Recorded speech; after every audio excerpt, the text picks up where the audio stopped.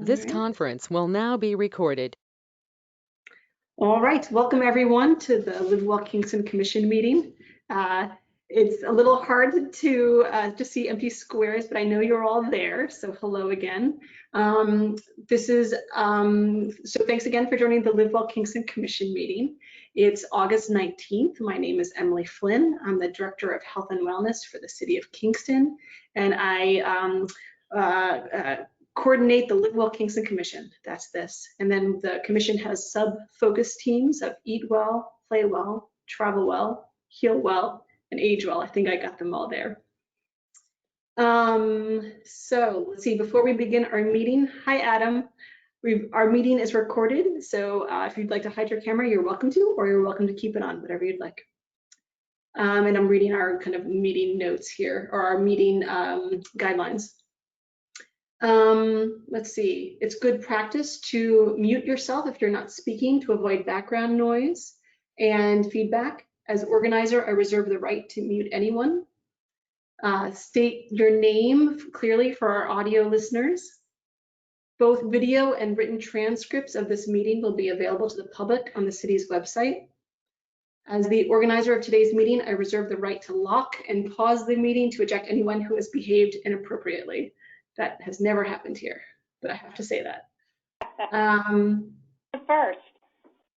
In attendance, so myself as city staff, why don't we do a quick go around of introductions, and then instead of me listing everyone, and then I'm going to call the meeting to order now at 4:04, and then we'll do a quick round of introductions. So please just state your name, if you represent an organization, and that's it. So Doug Koop, do you mind going first for me? Yeah, okay. Hi, everyone. My name is Doug Koop. I'm the 2nd Ward Alderman and the liaison to this committee from the Common Council. Thank you. All right. And Stacy, are you there? Are you ready?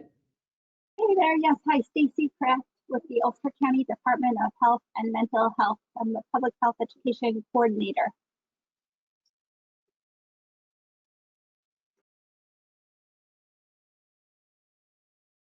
Oh, sorry. And see, these technology. And Stacy is a commissioner as well. I just wanted to mention that. And Adam, would you like to go next?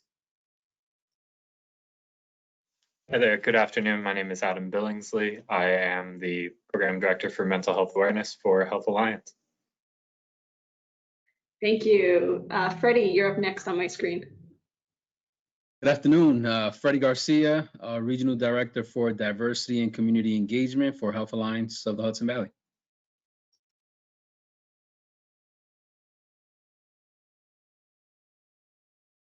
Doing it again. All right. The next up are callers. So the ones that I know they're on the phone, I'm going to start with you. So Anna, would you like to introduce yourself next? Sure. This is Anna Brett, and I am a retired health educator and administrator from Kingston City Schools, and I am on the Live Well Kingston Commission. Thank you so much. Dr. Woodley, would you like to introduce yourself? Walter Woodley, Institute for Family Health. Thank you so much. And Dr. Woodley is a commissioner as well. And Casey, how about you? Are you there? I am here. Hi, everyone. I'm Casey. I work with Kingston Parks and Recreation. I'm an environmental educator with them. And thank you. And I think we have one other caller. Is there someone else there that'd like to introduce themselves?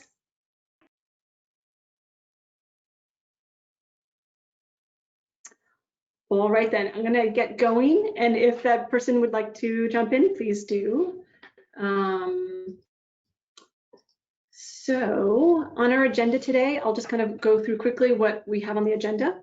In reports, we're going to do a quick report about Travel Well, the Travel Well focus team. Then we're going to do a report from Freddie, who's joining us from the Health Alliance. And hopefully he can talk to us a little bit of an update about the construction of the hospital, community efforts, diversity initiatives, COVID, behavioral health. That's a lot there, Freddie. It's a lot to cover. So we'll see what we can get from you today. Thanks for joining us. After that, if we have quorum, I would love to do approval of minutes, After that, we've got some administrative matters. We have 3 open seats at this time. After that, we've got old business. I would love to, if we have a quorum, go forward with some community agreements. And then a quick update about some undoing racism trainings I've been working on. After that, we've got new business, and we have a conversation around voting remotely. After that will be communications and announcements and a list of other focus team meetings. And that is kind of a preview of what I hope how our meeting will go today. So if everyone is ready, I'm going to jump into a travel well report. And with that is a Google Doc that I'll put into the chat box in just a moment. If you're able to click on it and follow along, I welcome you to. If not, I'll probably read it. In the past, when I've tried to share my screen through this GoToMeeting, it has kind of gotten frozen. So I think I'm not going to try to share, but I will try to read. But I'll try to read some of it through. And here, where's my chat? Here's chat. So in the chat is a link to the Travel Well update for summer 2020, Q4. It's mostly a list of or updates about transportation projects that are happening in the city.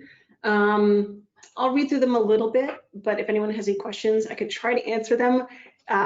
Many of the projects are very detailed and elaborate, and if we have specific questions, I can try to find the answers to them and bring them back to you. If you've driven through Kingston lately, you've probably seen the Broadway Streetscape project. The sidewalks are going strong in front of the YMCA. I think they look beautiful. So that's on the south side from UPAC to YMCA. A new sidewalk construction and bioswale basins have been installed. The Empire State Trail on Route 32 and Greenkill. I immediately think of Greenkill, and that area is down towards the Institute for Family Health that Dr. Woodley works.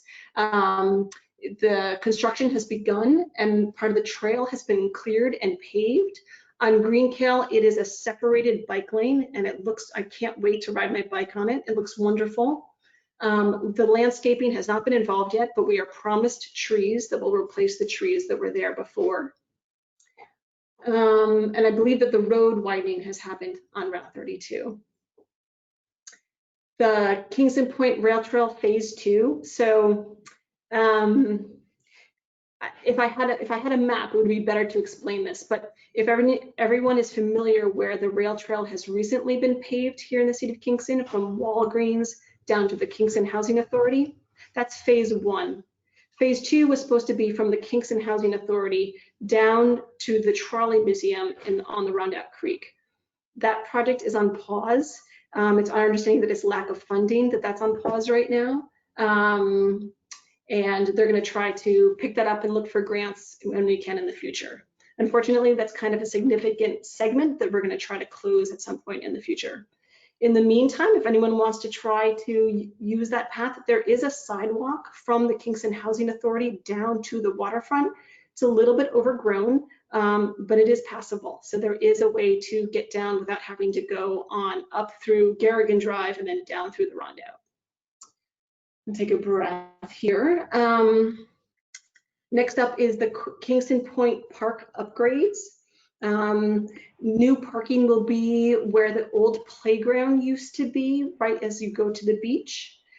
And the old flooded parking lot near the BMX will return to green space. There will be an access path to the Empire State Trail from the Kingston Point Beach parking lot. And I can explain that better visually if anyone would like better understanding of where that will be. So send me an email or something and I can try to explain that more visually. My understanding is the construction of that path will happen this year. The shoreline stabilization project, my understanding is that first draft of ideas have been presented to the project advisory committee. So that's another one of the city's projects that's moving forward. The Midtown Linear Park. So that was the other trail segment that was semi-open. So it was from the Hannaford Shopping Plaza to, what is it? Which street is it? It's not to Cornell. It's a block or so back in Midtown. It was semi-open in that the county had put down a gravel layer so that emergency service vehicles could get in there. In the next year or so, it will be paved and be a beautiful trail, just like Kingston Point Rail Trail Phase 1. But right It goes now, to Down Street. thank you so much, Doug. Wasn't pulling that from my brain at that moment. Thank you. And unfortunately, right now it is closed. When the city went to do paving, they discovered some what do they say? Some destabilization due to rotten timbers. So that may be closed for a year or so. My understanding is that the city is looking to request a study to plan to fix it, but it may be closed for up to a year. The Midtown parking lots has some preliminary designs that the city is working to try to connect those Midtown parking lots to the trails. The Kingston Rail Trail, I call this the 209 connector. It's the trail that's by Picnic Pizza and the motel, I forget the name of the motel right there, but right next to Picnic Pizza is the trail that connects to the 209 rail trail that's paved that many people know if you drive on 209. That's called the Kingston Rail Trail. And Central Hudson has moved poles, and a property owner has until October to sell the property to the county, or it may be taken by eminent domain. So that project is moving along, but it's going slow. Let's see. The Uptown Streetscape transportation surveys have been administered. So that's part of the DRI funding package of projects.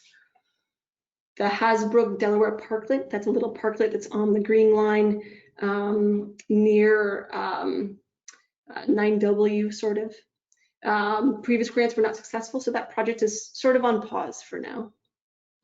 The Hudson River Brickyard Trail. My understanding is that is just about to have construction start.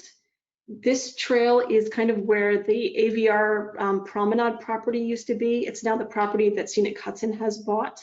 And the Brickyard Trail, my understanding is the trail that'll go from kind of Kingston Point Beach or the Brickyard, the old Brickyard area there, all the way up to the town of Ulster. And it's a major connector for the Empire Trail. So it's very exciting that that's just about to get going. Quarry Waters Park, that's the name for the Scenic Hudson Park. They just had a public meeting to try to get input on what people would like for that. And you can go to the Scenic Hudson to find out more about it.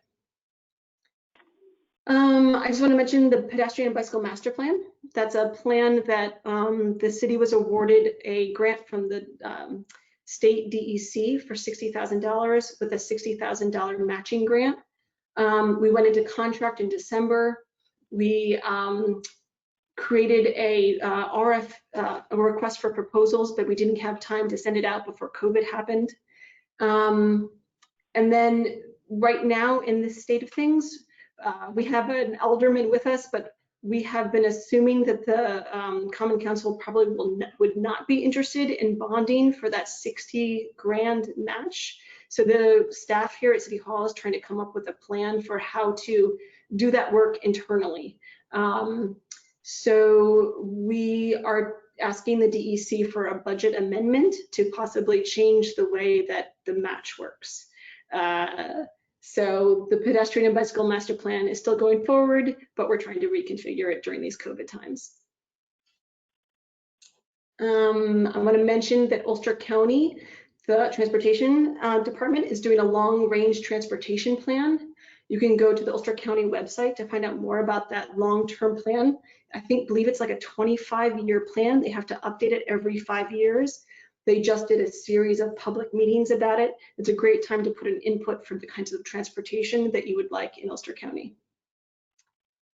I want to touch on some programming that's been going on. Bike Friendly Kingston has been doing their slow rides Thursday nights, 6 p.m. at the YMCA. It's socially distanced. It's usually a small group of people.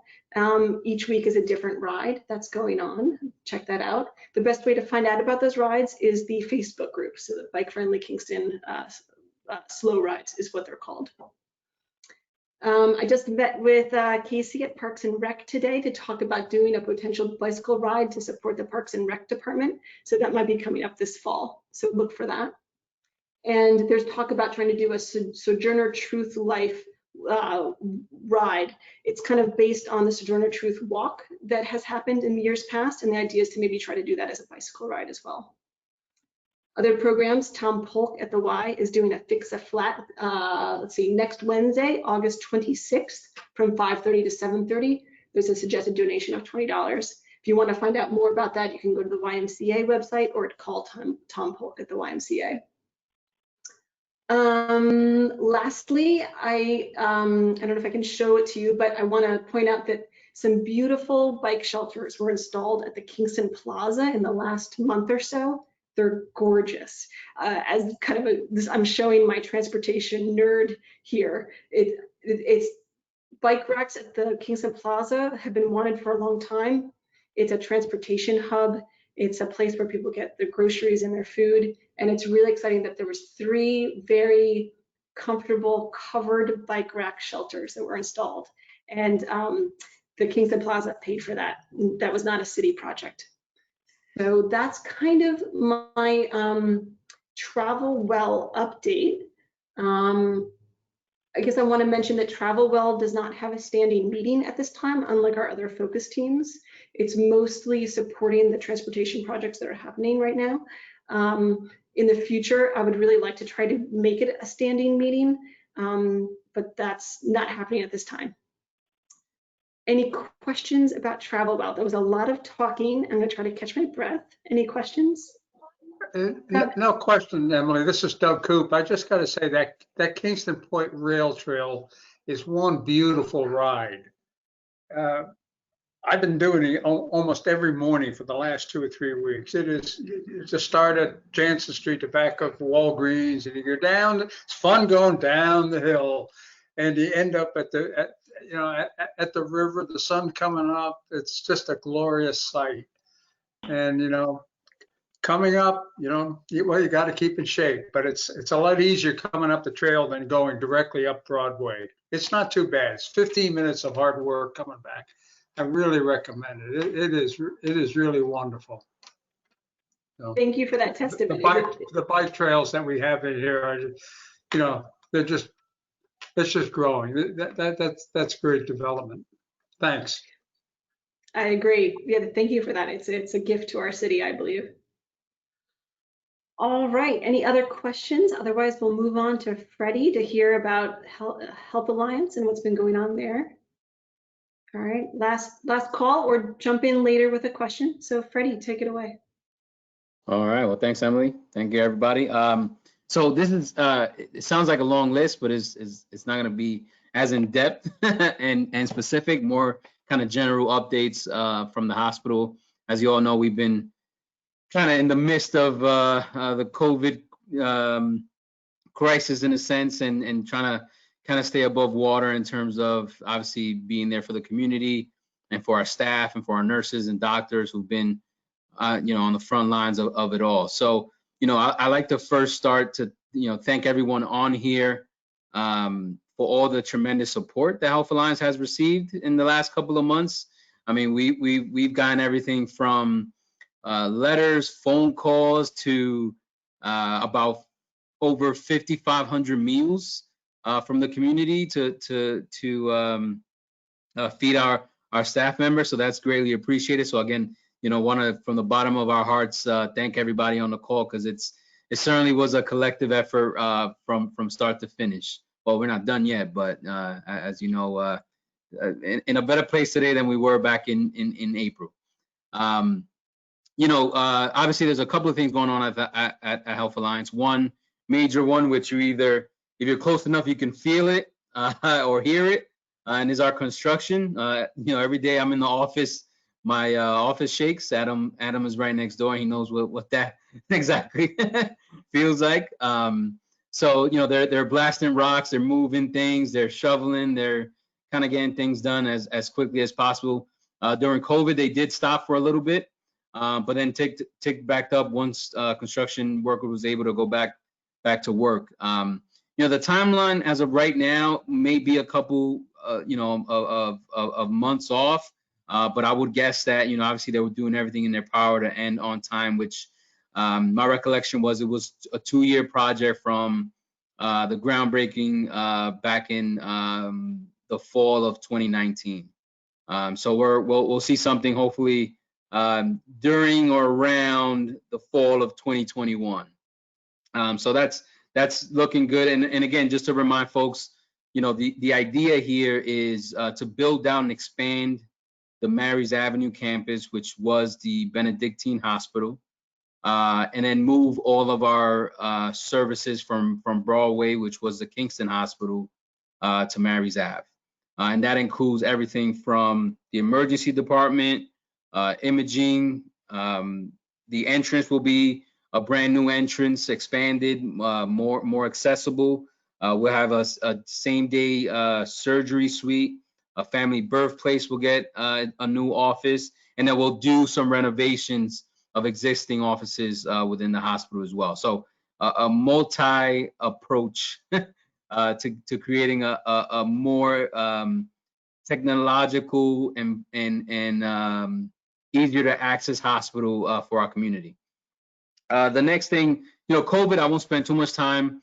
We've obviously done all that we can to not only assist those who were sick, but also do our part in testing and getting antibody testing going. So we still have our testing site on Grand Street still open. Obviously, people can make reservations. We do have options for walk-ins, and we're trying to figure out, this is exciting news, not solid yet. We still kind of have to work on logistics, but we're hoping that we can do some mobile testing with our coach.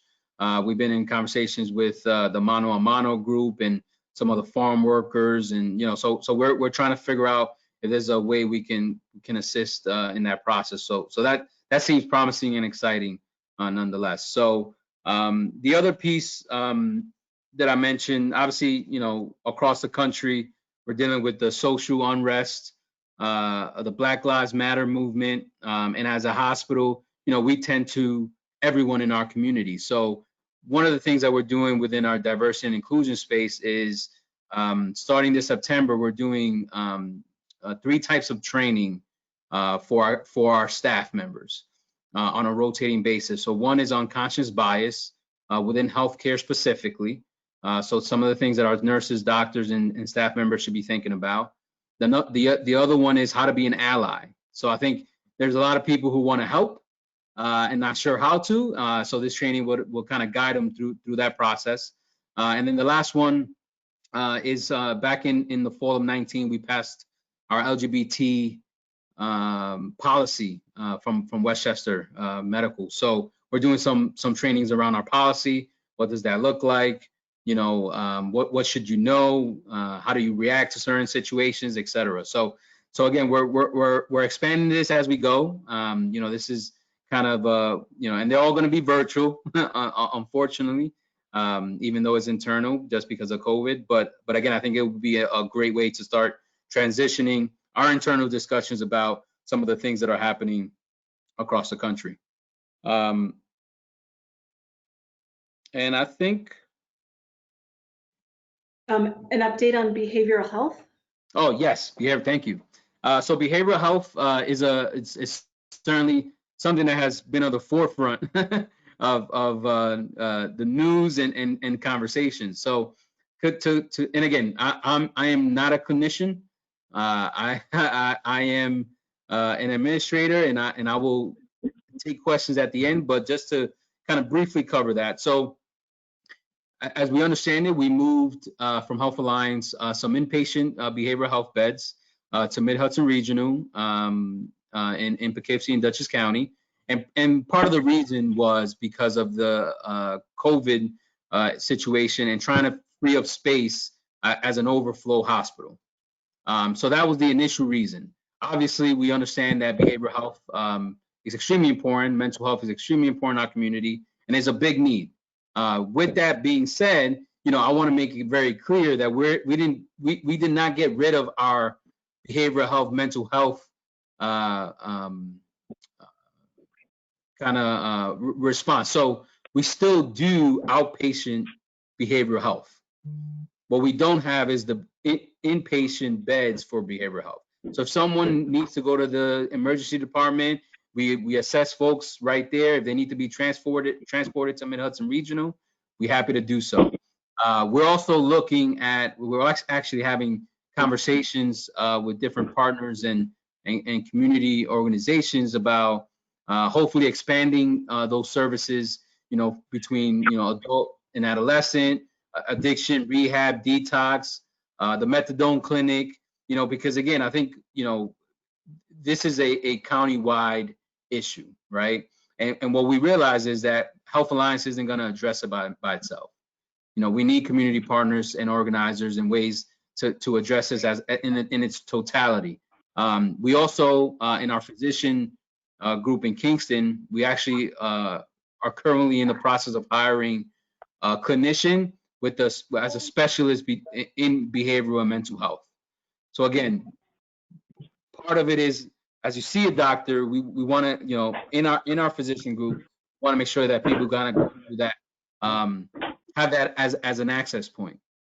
And then ultimately, again, at this point, the question will come: are we going to bring them back? At this moment, I don't know, and I'm, and I'm in no way, shape, or form have the authority to or am a part of the conversations about whether they'll be back. I think ultimately we want to make sure that the resources are available to our community. We want to make sure that people are safe, and we want to make sure people kind of know that we're here. And if we have to have discussions with folks, we're happy to do so. Just don't want people to think that we're turning our backs to the community in no way, shape, or form. So if there's any questions, I'm happy to take them. And if I can answer them, I'll leave my email and my cell phone on the chat. And if people want to email me, happy to take those as well. And if someone can't see the chat, they can also email me if you got the meeting invite, and I can connect you with Freddie as well. Thank you, Freddie. I know that you're not in a position of power to make those changes. I appreciate you updating us. And I do feel like I do need to make a plug that we do need it here in Ulster County, and that transportation is difficult often to Dutchess County. So if you have a family member that's moved over there, it's really sometimes difficult to get to serve them, and for other reasons as well. But we really appreciate your update. Thank you, Freddie. No, and I agree. I think those are all the things that have been part of the discussion thus far. I think, like, in the diversity and inclusion work that I do on a regular basis, we always forget to think about the other person, and how they're experiencing their life from that view. So I think from our perspective, those are the conversations we're having to better understand why there was frustrations, why kind of people reacted the way they did, but also to assure that, again, we're not, we are seeking ways to try to be more helpful. We are seeking ways to try to expand what we currently have in order to assist our community. So again, I think the open dialogue, the open door policy, I mean, that is something that I do want to bring to this committee in terms of, if there are issues and people have questions, please reach out. Because again, I'd rather have a conversation and address those head on than not do so and kind of leave it on the back burner. So thank you. I have a question.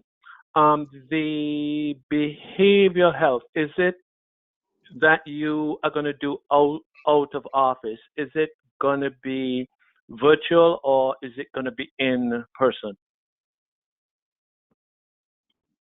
Say that again. I'm sorry. The behavioral health, I think I heard you say that you are looking to start doing some behavioral health from your office, right? Well, yeah, we're hiring. Right, we're hiring for our physician group a specialist within that group on behavioral health, and the idea is that it will be a combination of both. I think obviously for a physician, if you got to see a physician, right now we're taking appointments and families and individuals are coming in, so we will treat that the exact same way. Okay.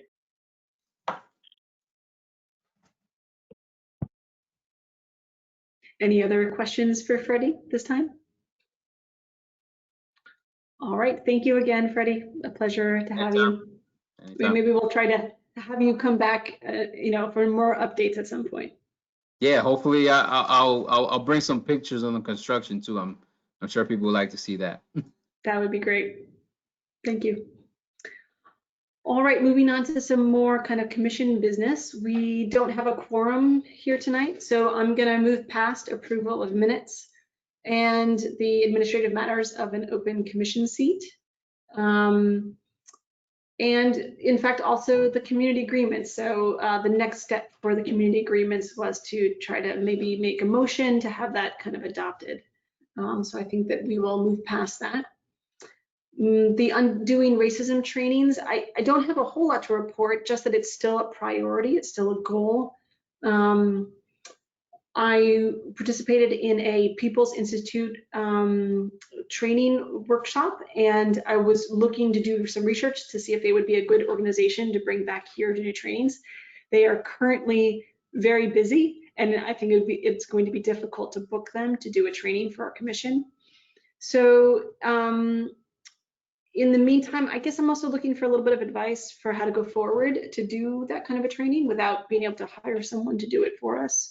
I know it's personal work and we should all do our own, but I was hoping to have a conversation here as a commission about it. So that's still forming. And if anyone has advice for me, I'm willing to take it now or at another point. If you want to shoot me an email, that would be great.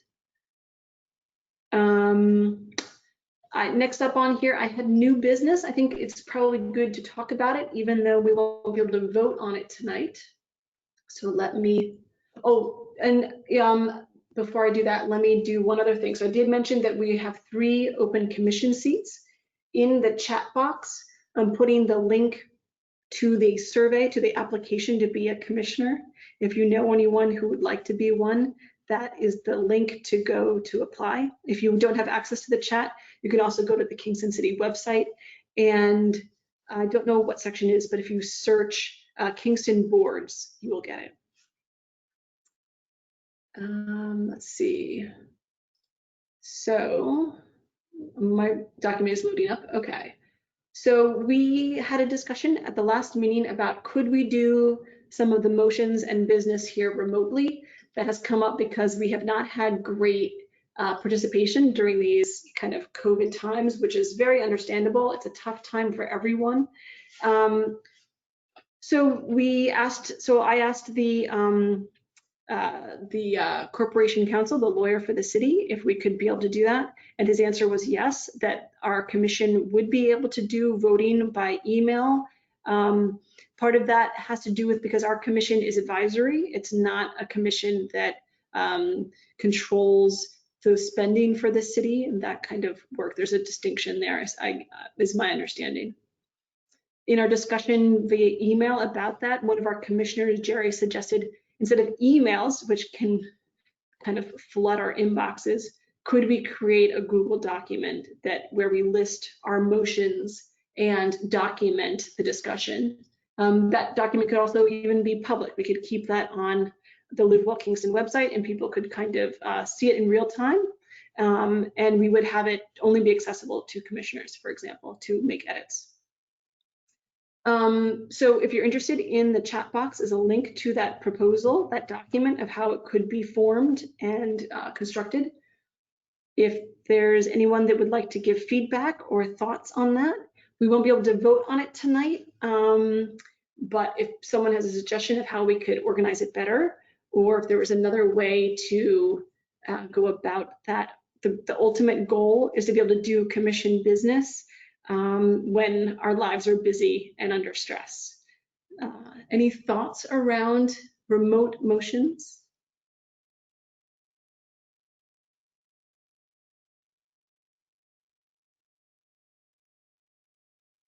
All right, I'm going to send out, when I send out the commission notes to everyone, I'll ask again for feedback. And if Stacey, are you trying to talk? Oh yeah, I'm sorry. I was going to say, I think remote motions are helpful to making things happen during the pandemic, so I would be in favor of it. That's it. Thank you, Stacy. That's great. Any other thoughts on that?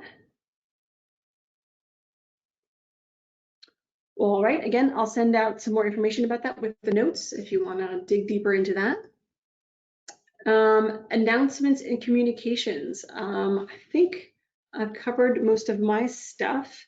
Not to put you on the spot, but Adam, do you have any trainings that you'd like to announce? Anything in your world? So with COVID-19, obviously a lot of our trainings have transferred to a virtual space.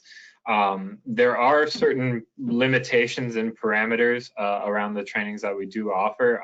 So first off, youth mental health first aid, which has been kind of our foundation core training that we basically chose with the idea of training individuals in workforces that are youth-centric. We still offer those trainings. Unfortunately, because of technical and logistical parameters, we can only really do small trainings of about 10 individuals until more of our trainers become certified in the virtual training.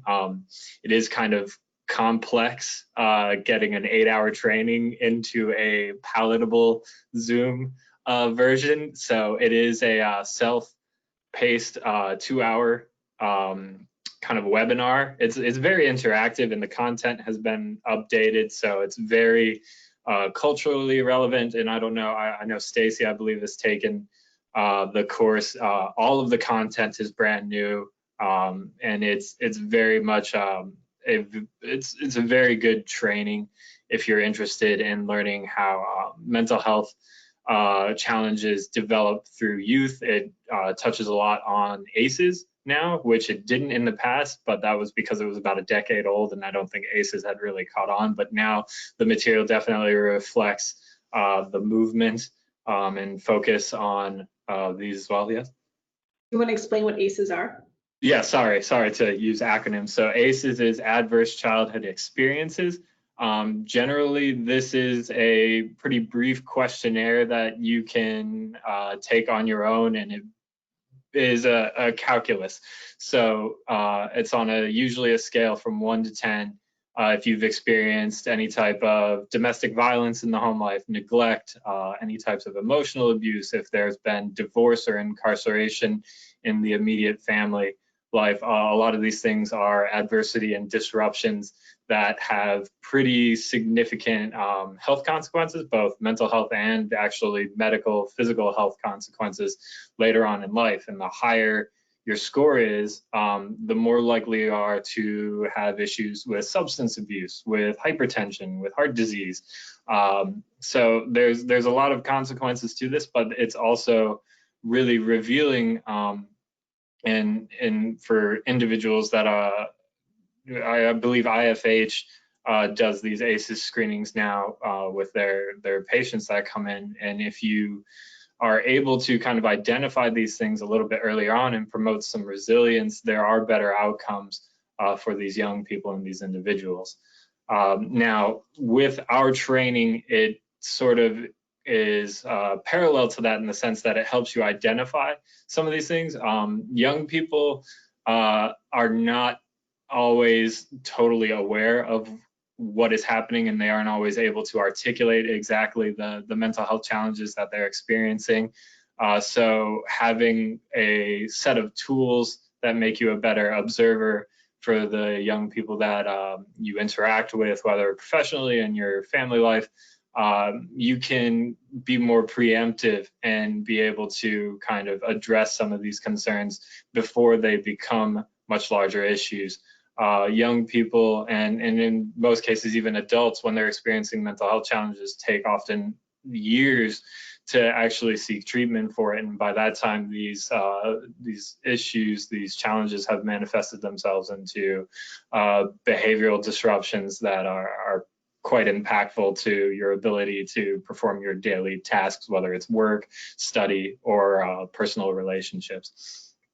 Now, as I said, the training is quite extensive. We are offering it to pretty much anybody who's interested. It's very flexible since there are self-paced versions, the courses are small, and since it's virtual, you can access it remotely as long as you have access to, obviously, internet and web services such as Zoom. And it's actually through Zoom that we utilize these virtual trainings. We do offer psychological first aid as well, which is something that we've kind of pivoted towards in the wake of COVID. There has been a lot of misinformation surrounding COVID-19 and the coronavirus in general, and that certainly the animosity that kind of goes along with that has affected healthcare workers, frontline individuals, receptionists that are all kind of having to weather this storm. Essential workers don't really get the luxury of working from home, so they have to interact with individuals on a daily basis, and they're having to deal with coworkers that are also, contracting the virus as well. All of this affects your own mental health and your ability to kind of self-care. So we have a psychological first aid training that's developed more for that workforce in mind. It's a bit more abbreviated. It's only about 3 hours.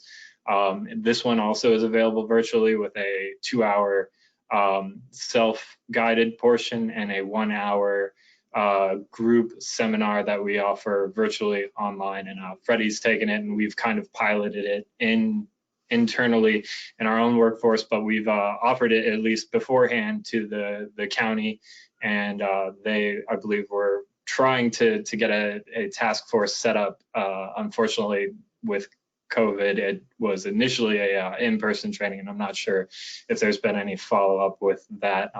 But we definitely are continuing to offer it internally, and we can offer these now externally because we've expanded our offerings with the grant. We want to obviously remain relevant and versatile in these unprecedented times. So we want to make sure that we're able to support our community with any mental health awareness trainings.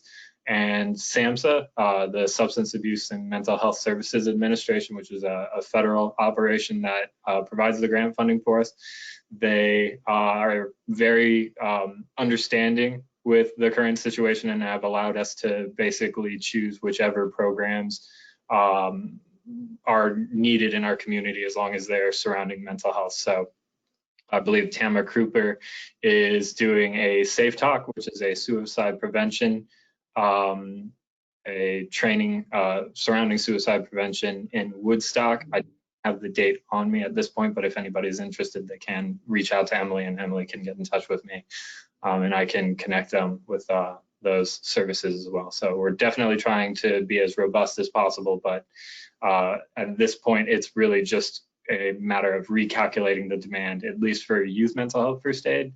And I'm pretty sure that somebody from the school district was calling in, being able to kind of calculate the demands for what the schools feel like. If this is something that they want provided professionally to their workforce, we can definitely accommodate that as well. But we obviously, with more young people at home doing virtual schooling, we want to make sure that families and members of the community are also able to access this training as well.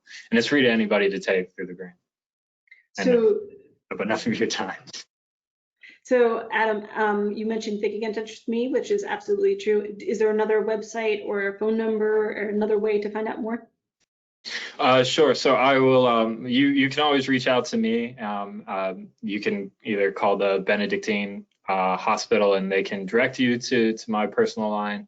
You can email me, and it's Adam Billingsley at hahv.org, and I'll put that in the chat when I'm done speaking. And we can coordinate these trainings. As I said, as long as we have 5 individuals, if you and 4 of your friends are interested in taking this course, we can set one up just for that group. Limitations right now are at 10, but we'll be able to bring it up to about 30 as soon as we get more trainers certified. But like I said, this is a brand new system. Some of the kind of back end complications are making things a little bit slow as far as the rollout is concerned, and we want to make sure that we're providing quality programming and not having to cancel courses. So it's definitely been a conservative rollout of trainings at this point. Thank you for all that, Adam. That's always a great reminder to know that that's another resource that we have in our community. Any other announcements or communications? Would anyone else like to chime in? Stacy, do you have anything going on in your world? Hi, yes, always. Can you guys still hear me? We can. Okay, great. So we do have a Healthy Ulster Council meeting coming up in September, the second Thursday of the month from 2 to 4. And that will be Zoom format, of course. We have a speaker from hospice coming and a exciting agenda. So that is always open. And if you are not getting communications about that meeting, you can email me or Melinda Herzog, and we will make sure to get you on the list. But we do have a listserv. It's Healthy Ulster Council Google group, and we send out a lot of important information that way.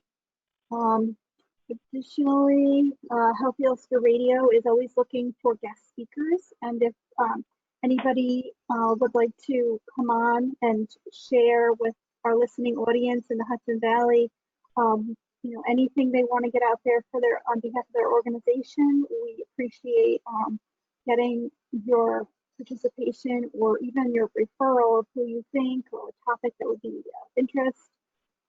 So that is front of the mind right now. We have our next few guests are going to be talking about the Healing Communities opioid grant. We're seeing unfortunate spikes in opioid deaths as people are struggling to deal with the addiction and the situation with COVID. That's getting very challenging, and so we have an audience guest who's going to be speaking on that topic. We have also some Circle of Friends for the Dying group is going to be chatting with us about how they support people with end-of-life decisions and the support groups that are available. And then we have a really cool guest coming on who has a business called Unshattered in Rhinebeck, and she helps people who are in recovery from opioid use disorder to stay well and employed. So those are our next few show lineups. Oh, and then next week we have Maria Reilbacher talking about her really cool cookbook that introduces the concept of climate smart and cooking. So that's that. And I had a scary situation with enrolling my child in a day camp, and they came home 4 days later with sniffles, sore throat, and a cough.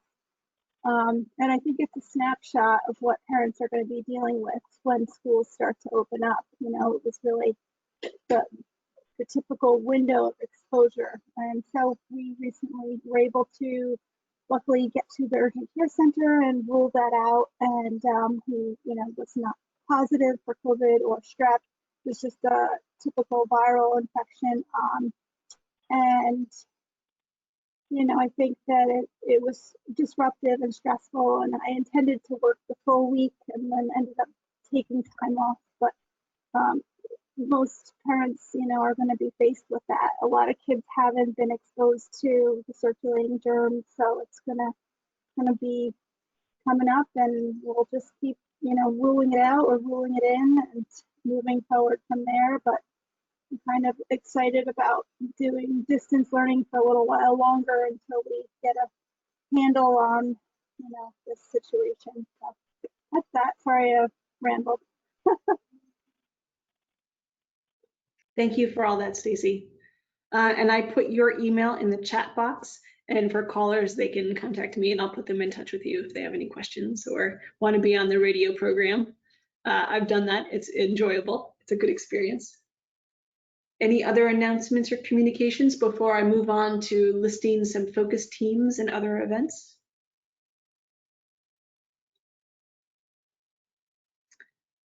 All right, I'm gonna list the focus teams, and then if anyone else wants to chime in at the end, you can also one more opportunity before we go tonight. I want to mention that we just had our Age Well meeting yesterday, and that was very productive. The next Play Well meeting will be on August 28th, and we'll be having a good conversation about a potential sidewalk decoration activity, maybe that can happen at different organizations around the city, and can that be an event that we all advertise and promote? It'll be temporary, so we'll use temporary chalk paint to do it. Let's see, what else? The slow rides are continuing. The Ulster County Farm to School Working Group will be September 10th. The next Live Well Kingston meeting will be September 16th. And that's, let's see, I don't have the next Complete Streets Advisory Council on my calendar yet. So I think that's happening probably later in September. So those are the focus teams and other events that I've got on my calendar.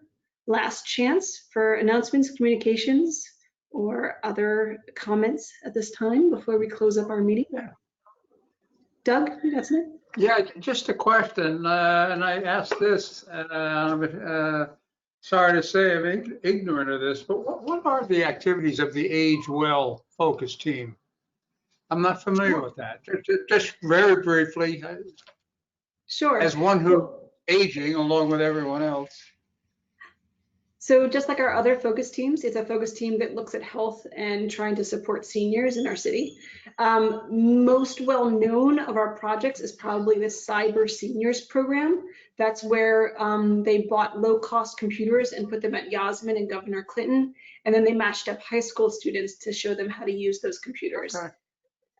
That program's on hold now with COVID, but those computers are still in those buildings and can get accessed by residents. The other known project is the one that Age Well did with Play Well, and that was, we got the grant for the chess tables that got installed down at TR Gallo. Ongoing, Age Well has, participation from the Office from the Aging, from other seniors in our community. And next month's meeting, we have invited the, oh gosh, what's it called? Elder Odyssey to come and talk to us about their program. My understanding of Elder Odyssey is that it's kind of a workshop / support group maybe for seniors in that kind of chapter in their life. It's run by Ev Mann and Lester Strong, and I think they used to hold it physically in Marbletown, and they might be doing it virtually now, I'm not sure, but we were going to invite them to come and speak to us at HWAL. Would you send me a notice of that meeting, please? Absolutely. Yeah, thank you. Any other questions or comments at this time? Freddie? I mean, just real quick, I forgot to mention this too. We just got notice today. So Health Alliance, along with 4 other member hospitals within our network, was awarded the Gold Plus Quality Achievement Award by the American Heart Association, which basically, and the Role Elite Award, which basically talks, kind of measures, the time between a stroke patient coming into the hospital and getting the services that they need. And we're kind of at that gold standard. So I just wanted to kind of, obviously very proud of our staff and what we've done to make, make the list and give quality care to the people that come to our hospital. In addition, we also got a type 2 diabetes honor roll recognition. And then kind of talks about the same thing where it's the overall, it measures and outlines the overall diabetes cardiovascular initiative composite score. And we were one of the top as well. So just wanted to mention that as I think some of it fits in some of your Live Well committees one way or another. So if we can kind of leverage our expertise and our staff, please let me know. Thank you for bringing that up. That's wonderful news. Congratulations to the hospital on that. All right, last chance to participate. Calling once, calling twice. Any last questions? All right, I'm going to bring this meeting to close at 4:57. And I appreciate you all joining me tonight. Thank you so much. Be well, and hope to see you again at the next meeting. Thanks, Emily. Bye, everybody.